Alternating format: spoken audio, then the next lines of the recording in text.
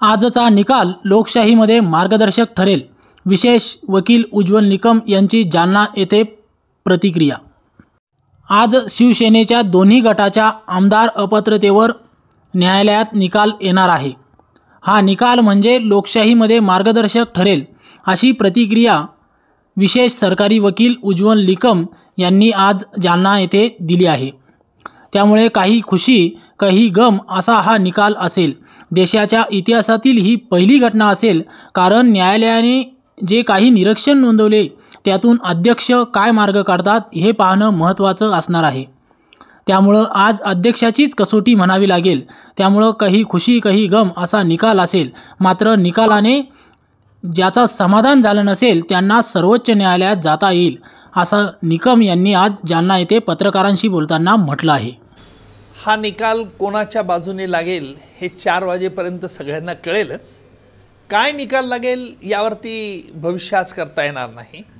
परंतु निश्चितपणे हा जो निकाल असेल तो निकाल एक वेगळा लोकशाहीच्या याच्यामध्ये एक मार्गदर्शक ठरेल.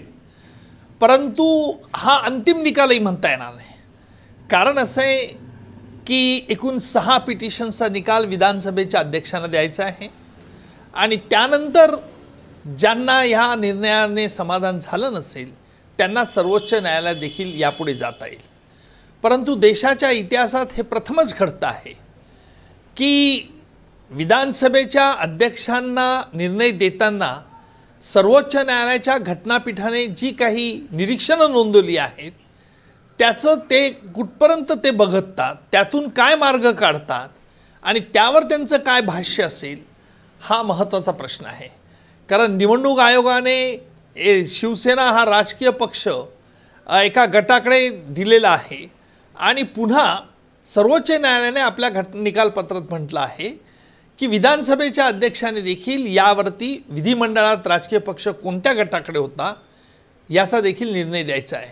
खरं म्हणजे आज अध्यक्षांचीच कसोटी म्हणावी लागेल.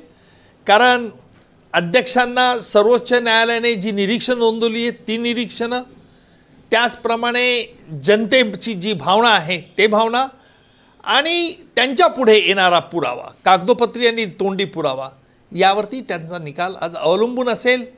एकूण काही पिटिशनमध्ये देखील जी पिटिशन्स काही तांत्रिक कारणाकरता उदाहरणार्थ व्हीप मिळाला नाही किंवा व्हीपमधील कारणं ही 10व्या परिशिष्टानुसार पात्र ठरत नाहीत, अशा प्रकारचा निर्णय देखील येऊ शकतो.